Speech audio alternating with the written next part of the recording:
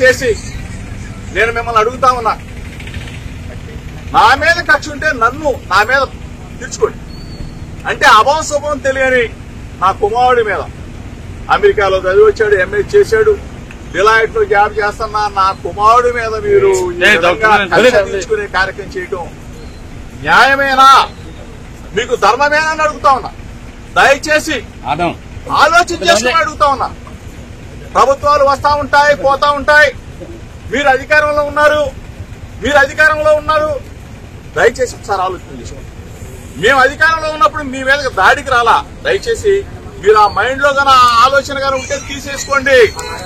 ఆనాటి ముఖ్యమంత్రి జగన్మోహన్ రెడ్డి గారి మీద అయ్యన్న పాత్రుడు గారు చేసిన విమర్శల్ని నానా బూతులు తిట్టిన తర్వాత మీ ఇంటికి వచ్చి ఒక పెద్ద మనిషికి నిరసన తెలియజేయడానికి వచ్చాను తప్ప మీకు చెప్తే ఈ వ్యవస్థను మారుస్తారేమో, 40 సంవత్సరాల చరిత్ర ఉన్న రాజకీయ అనుభవం ఉన్న చంద్రబాబు నాయుడు గారు ఒక మంచి చేస్తారేమో, ఒక మంచి ఉద్దేశంతో రాజకీయాలను తీసుకొస్తారేమో అని చెప్పేసి మేము ఆలోచన చేశాం. కానీ దయచేసి ఇటువంటి మార్గాలకి ఒడి కట్టవద్దు చంద్రబాబు. మంచి రోజులు వస్తాయి. ఎక్కడికక్కడ దోపిడీ జరిగింది, భూ కబ్జాలు జరిగాయి, ఆస్తుల్ని కబ్జా చేశారు, బెదిరించారు. అవన్నీ చట్ట ప్రకారం యాక్షన్ తీసుకుంటాం. నేను ఎక్కడా రాజకీయ వివక్షత చూపేను, అదే మరిగా రాజకీయ కక్షతో ముందుకు పోను. కానీ మన రాష్ట్ర ప్రజల ఖజానా మీకు చెందవలసిన ఆస్తులను దోచేసిన వాళ్ళని శిక్షిస్తా, మళ్ళా కలెక్ట్ చేస్తా. ఆ డబ్బులు తీసుకొచ్చి పేదవాళ్ల కోసమే ఖర్చు పెడతానని మరొక్కసారి మీ అందరికీ హామీ ఇస్తున్నా. కాబట్టి మళ్లీ కోరుతున్నా, ఈ రోజటి నుంచి చైతన్యం 2.0 ప్రారంభమైంది. ఒకప్పుడు 95 తర్వాత చైతన్యం 1 పెట్టాను. ఈరోజు 2.0 ప్రారంభమైంది. 2.0 చైతన్యం మీరు గుర్తుపెట్టుకోవాల్సింది, మీ అందరిలో ఎక్కడ పేదవాడుంటే అక్కడికి వస్తుంది. మీకు కావలసిన వనరులు ఇచ్చి మీ పేదరికం నుంచి పైకి తీసుకొచ్చే బాధ్యత ఈ ప్రభుత్వం తీసుకుంటుందని మరొక్కసారి మీ అందరికీ హామీ ఇస్తూ, ఎవరు ఊహించిన విజయం 193 సీట్లు ఎన్డీఏ గెలిచిందంటే ఇది ఒక చరిత్ర, ఒక హిస్టారిక్ ఎన్నికలు జరిగాయి. మీలో కూడా ఎక్కువ మా మీద నమ్మకాలు పెరిగిపోయినాయి, కోరికలు ఎక్కువగా ఉన్నాయి, కష్టాలు అనుభవించారు. కష్టాలు అనుభవించిన తర్వాత ఎవరైనా సరే మళ్లీ సుఖపడాలనుకుంటాం. కానీ నేను ఇప్పటి వరకు సమీక్షలు చేశాను. సమీక్షలు చేస్తే ఖజానా ఖాళీ అయిపోయింది. 10 లక్షల కోట్ల రూపాయల అప్పులున్నాయి. అప్పుకు వడ్డీ కట్టాలి, అసలు కట్టాలి, మళ్ళా మీకు పనులు చేయాలి, ఇచ్చిన హామీలు నిలబెట్టుకోవాలి.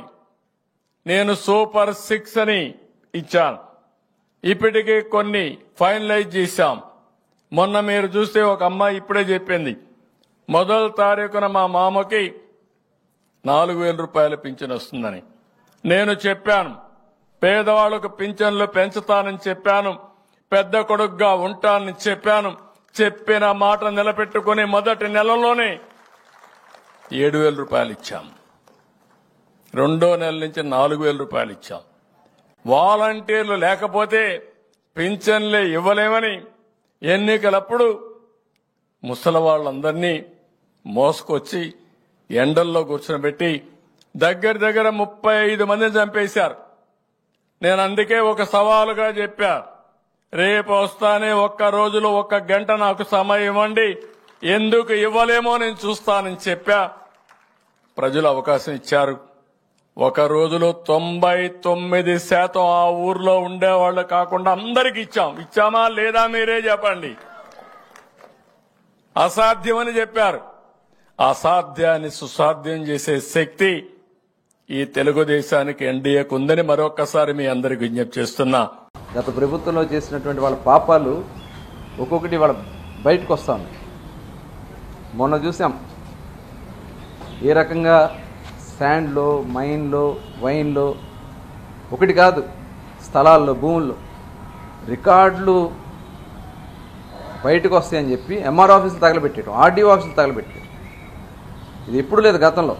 ఇవాళ వాళ్ళు చేసినటువంటి అక్రమాలు బయటపడతాయని చెప్పి రికార్డులే తగలబెట్టేస్తూ ఉన్నారు, ఆఫీసులో బలైపోతూ ఉన్నారు. ఇవాళ చూసాం జోగి రమేష్ గారు, ఇవాళ వాళ్ళు చేసినటువంటి అవినీతి కార్యక్రమాలు పెద్ద ఎత్తున దోపిడీలు చేశారు. అగ్రిగోల్డ్ సంస్థ, మరి వీళ్ళు చెప్పారు ఎలక్షన్స్ ముందు అగ్రిగోల్డ్ని బాధితులందరికీ కూడా అండగా మేము ఉంటాం, వాళ్ళకి మొత్తం కూడా బకాయిలు చెల్లిస్తామని చెప్పారు. ఒక్క పైసా ఇవ్వలేదే. ఇవ్వకపోగా వాళ్ళ భూముల్ని వాళ్ళు రిజిస్ట్రేషన్స్ చేసుకుని సర్వే నెంబర్లు మార్చేసి ఇవాళ వాళ్ళ కుటుంబ సభ్యుల పేరు మీదే జోగి రమేష్ గారు వాళ్ళ కుమారుడి పేరున, వాళ్ళ బాబాయ్ గారి పేరున రిజిస్ట్రేషన్ చేసుకుని సరిహద్దులు మార్చేసి, సరిహద్దు రిజిస్ట్రేషన్ సర్వే నెంబర్లు మార్చేసి దోపిడీ చేస్తే అంటే చూసి చూడనట్టు వదిలేయాలా? వీళ్ళు చేసినటువంటి పాపాలకి ఎంతమంది ఆత్మహత్యలు చేసుకున్నారు? అగ్రిగోల్డ్ బాధితులు ఇవాళ 100 మంది ఆత్మహత్యలు చేసుకుని పిల్లల పెళ్ళిళ్ళు కాక ఆస్తులు అమ్ముకుని రోడ్డు పడిపోయినటువంటి కుటుంబాలు చాలా ఉన్నాయి. వీళ్ళు చేసినటువంటి పాపాలు ఖచ్చితంగా తగులుతాయని ఆ రోజున మేము చెప్పాం. ఈరోజు మొత్తం ఎంక్వైరీలు జరుగుతున్నాయి. వీళ్ళు జగన్మోహన్ రెడ్డి దగ్గర ప్రాబల్యం పొందడానికి, ఎందుకంటే ఆయన చూసాం, ఆయన ప్రవర్తన చూసాం. చంద్రబాబు నాయుడు గారి ఇంటి మీదకి వెళ్ళినటువంటి వ్యక్తి జోగి రమేష్ గారు. ఇవాళ అవన్నీ కూడా రాబోయే కాలంలో చేసిన పాపాలు ఎవ్వరూ తప్పించుకోలేరు. ఇవాళ మీరు చేసినటువంటి కార్యక్రమాలు, దోపిడీలు పెడన నియోజకవర్గం వెళ్తే చెప్తారు, తరిమి కొట్టారు పెడనలు. పెనమలూరుకి వెళ్ళి అక్కడ ఏదో డ్రామాలు చేయాలని చూస్తారు. పెనమలూరులో ముందే వాళ్ళు జాగ్రత్త పడి అత్యధిక ఓట్ల మెజార్టీతో ఓడించారు ఇతను. ఇవాళ వైఎస్ఆర్ పార్టీ నాయకులందరి పరిస్థితి అదే. కృష్ణా జిల్లాలో ఒక ప్రత్యేకమైనటువంటి కొడాల నాని, వంశీ, పేర్ని నాని, జోగి రమేష్ ఇలాంటి జాతుల్ని ఎప్పుడు కూడా ఎంకరేజ్ చేయరు ప్రజలు. ప్రజాస్వామ్యం ఏంటంటే చూపిస్తారు. సైలెంట్గా బూతులు మాట్లాడే వ్యక్తులకి బూతుల్లోనే వాళ్ళకి సమాధానం చెప్పారు, బటన్ నొక్కి.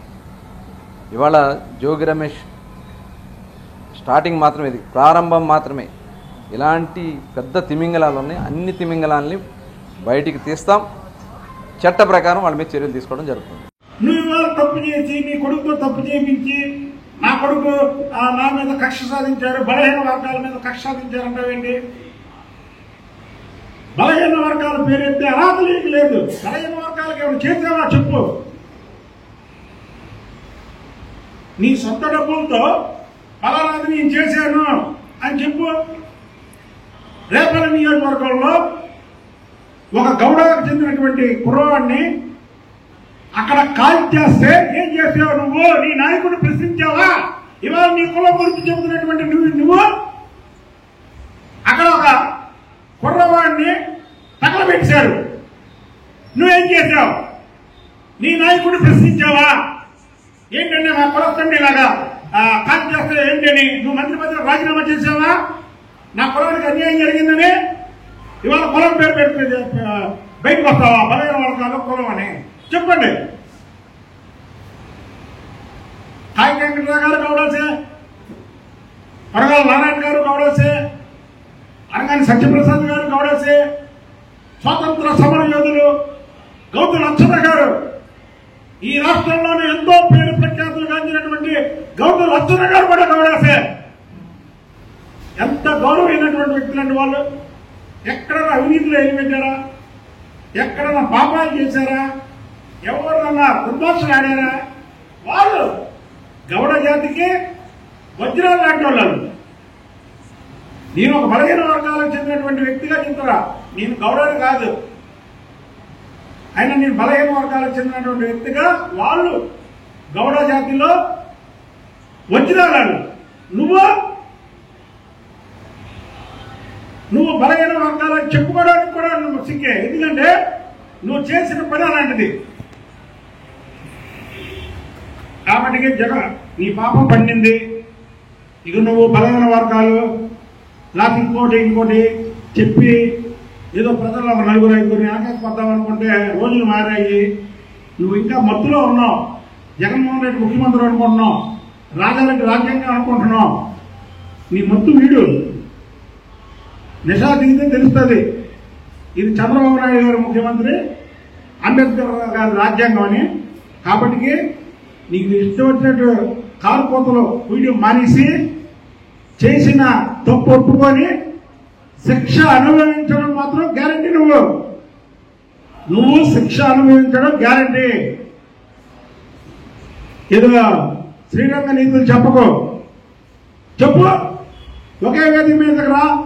సిఐడి జప్తు చేసిన ఆస్తులు కొన్నాం కరెక్ట్ అని మీ నాయకుడితో చెప్పించు, నేను కొంటా. లేదా నువ్వు కరెక్ట్ అని నువ్వు ఒక వేదిక మీదకి రా, ప్రెసిడెంట్ పిలుద్దాం, నువ్వు నేను కూర్చుందాం. అది కరెక్టా కాదా, నేను తప్పు ఒప్పో నేను చెప్తాను, నువ్వు చెప్పు. అది కరెక్టా నువ్వు చెప్పు అంటే చట్టం దాని పని దాన్ని చేసుకోదా? ప్రతిదానికి చంద్రబాబు గారు నీ గురించి ఆలోచించి జోగిరా నువ్వు మరీ ఓవర్ యాక్షన్ చేస్తున్నావు. జోగిరా